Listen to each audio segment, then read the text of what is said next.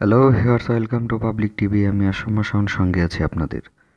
আমাদের আজকে আলোচ্য প্রসঙ্গ হচ্ছে শিক্ষক নিয়োগে আসছে দ্বিতীয় মেধা তালিকা। সুপ্রিয় ভিউয়ার্স, আলোচনার পূর্বে দু একটি কথা বলে নিতে চাই। সেটি হচ্ছে যে আপনাদের রিকোয়েস্টের ফলেই কিন্তু আমাদের এই আপডেট তথ্য যেখান থেকে আমরা পারি সেখান থেকে যখন যে আপডেট আমাদের কাছে আসে তখন সেটি আপনাদের মাঝে উপস্থাপন করি ভিডিও কন্টেন্ট আকারে।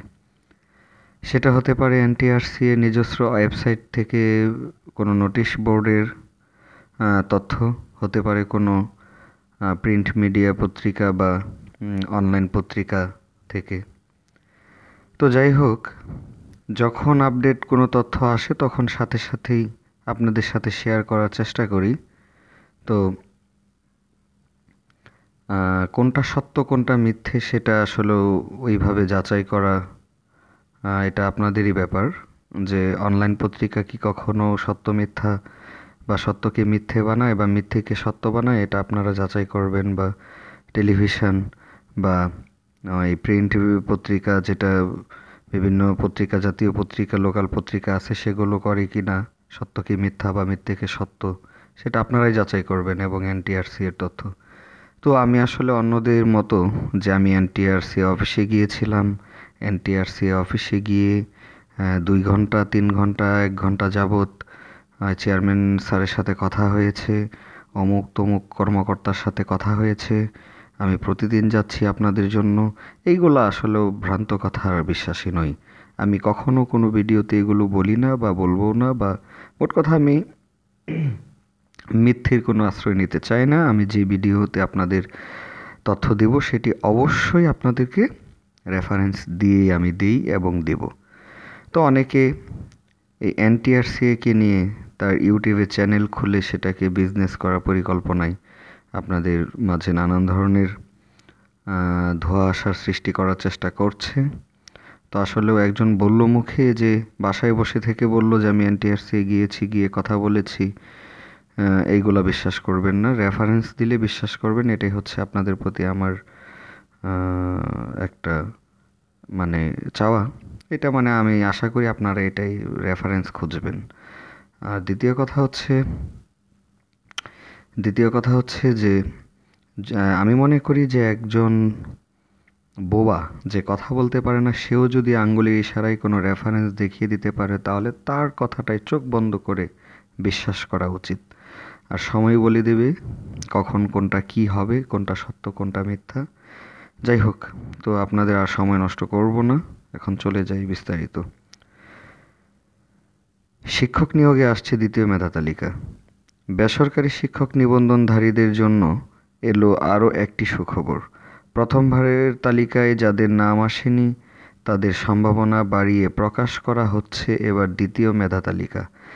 বেসরকারি শিক্ষক নিবন্ধন ও প্রত্যয়ন কর্তৃপক্ষের এনটিআরসি এর সুপারিশের পরও প্রায় 4,800 নিবন্ধিত প্রার্থী নির্ধারিত শিক্ষা প্রতিষ্ঠানে শিক্ষক পদে যোগদান করেনি।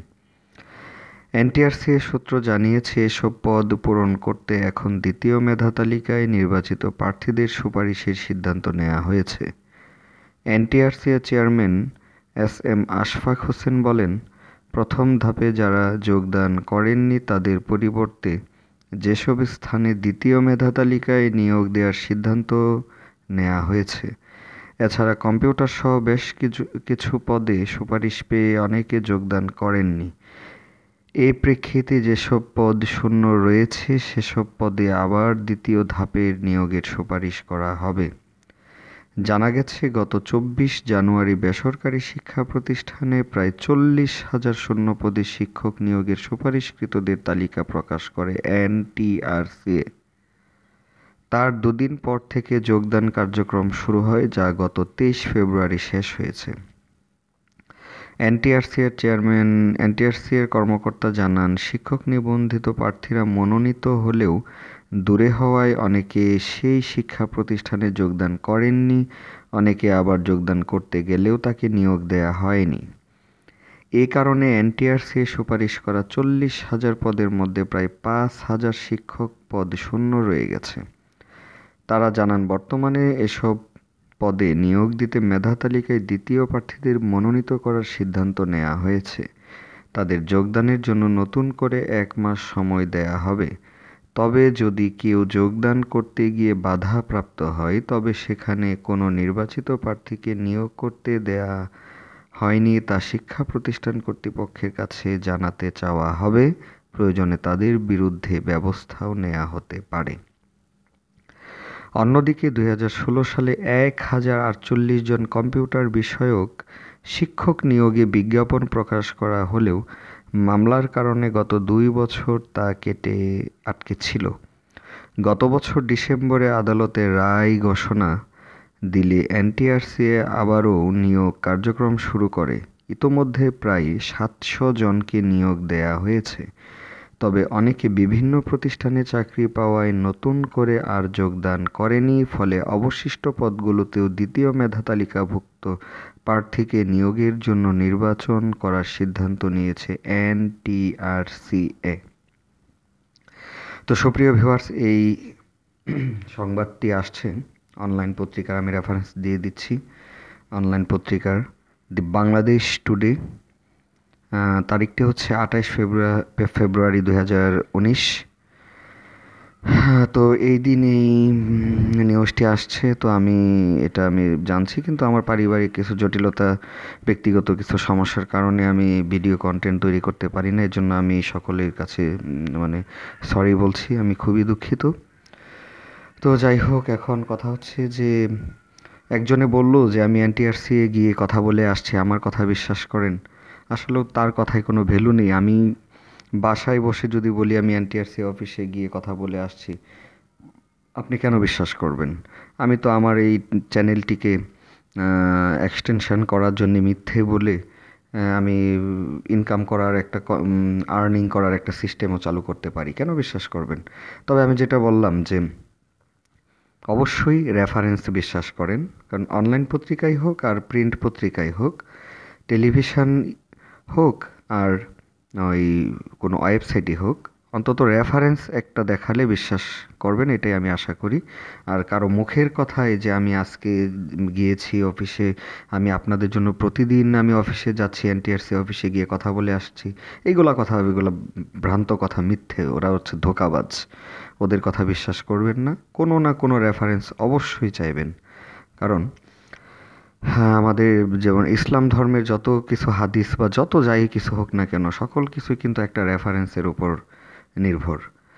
বড় বড় আলেম ওলামারা কি করে, যে কোনো তথ্য দিলে সেটার কি সাথে সাথে রেফারেন্স দিয়ে দেয়। কারণ যেটা সত্য, সেটা আকাশে চাঁদ উঠলে সেটা সবাই দেখে। তো এটা সবাই দেখে, এটা কাউকে বলে দেখাতে হয় না বা রিকোয়েস্ট করে দেখানোর কোনো প্রয়োজন পড়ে না, সেটা উপরে তাকিয়েই দেখা যায়। আর দ্বিতীয় কথা হচ্ছে, শতভাগ সত্য বা 100% দিয়ে কথা পৃথিবীর কেউ বলতে পারবে না।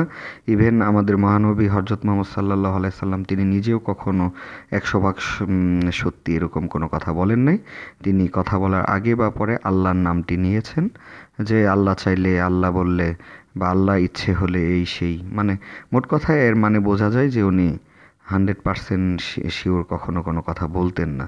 আর আমরা তো সাধারণ মানুষ, ওনার উম্মত হিসাবে এটা তো প্রশ্নে ওঠে না। যাই হোক, তো ইউটিউবে অনেকে এরকম দ্বিতীয় মেধা তালিকা নিয়ে নানান ধরনের গুজব রটানোর চেষ্টা করছে। মূলত দ্বিতীয় মেধা তালিকা নিয়ে বর্তমানে একটা আলোড়ন সৃষ্টি হয়েছে। এখানে কোনো এক ভিডিও ভাইরাল করার জন্য অনেকে বলছে যে দ্বিতীয় মেধা তালিকা প্রকাশ করা হবে না, সেটা কেউ এনটিআরসি অফিসে গিয়ে জেনে আসছে। আসলে এই কথার কোনো ভ্যালু নেই। তুমি এনটিআরসি অফিসে গিয়ে জেনে আসছো, তাহলে তুমি রেফারেন্স দাও, এনটিআরসি চেয়ারম্যানের ভিডিও বা রেকর্ডিং শোনাও। এই যেমন এখানে আমি একটা উদাহরণস্বরূপ আপনাদের দেখাচ্ছি যে দি বাংলাদেশ টুডে, এই পত্রিকাতে এটা আসছে, এরকম একটা রেফারেন্স দেখান। আর কোনটা সত্য কোনটা মিথ্যা সেটা এনটিআরসি করবে। এটা যে সত্যি হবে, বাংলাদেশ টুডের এই নিউজটাই যে সত্যি হবে না। এনটিআরসি ইচ্ছে মতো, এনটিআরসি মন চাইলে দ্বিতীয় মেধা তালিকা দিবে, তা না হলে পুনরায় গণবিজ্ঞপ্তি দিবে। এটা টোটালি এনটিআরসি এর অভ্যন্তরীণ বিষয়। সেটাতে আমি কেন, সাধারণ কোনো মানুষের কোনো হাত নেই। তো সুপ্রিয় ভিউয়ার্স, এই ছিল আমাদের বিষয়। তো আমাদের এই প্রসঙ্গটি যদি আপনার ভালো লেগে থাকে, তাহলে অবশ্যই সেটা লাইক শেয়ারের মাধ্যমে আমাদের জানাবেন। এবং আপনার যদি কোনো মতামত থেকে থাকে বা আপনার কোনো প্রশ্ন থেকে থাকে তাহলে সেটা অবশ্যই কমেন্টের মাধ্যমে আমাদের জানাবেন। এবং পরবর্তী কী বিষয় নিয়ে ভিডিও কন্টেন্ট তৈরি করা যায় সেটা আপনার পরামর্শ থাকলে অবশ্যই আমাদের কমেন্টের মাধ্যমে জানাবেন। এবং আমাদের আজকের প্রসঙ্গটি যদি আপনার ভালো লাগে তাহলে সেটা অবশ্যই বেশি বেশি করে লাইক এবং শেয়ার করবেন। তো সুপ্রিয় ভিউয়ার্স, এই ছিল আজকের বিষয়। তো এতক্ষণ আমাদের সঙ্গে থাকার জন্য আপনাদের সকলকে ধন্যবাদ।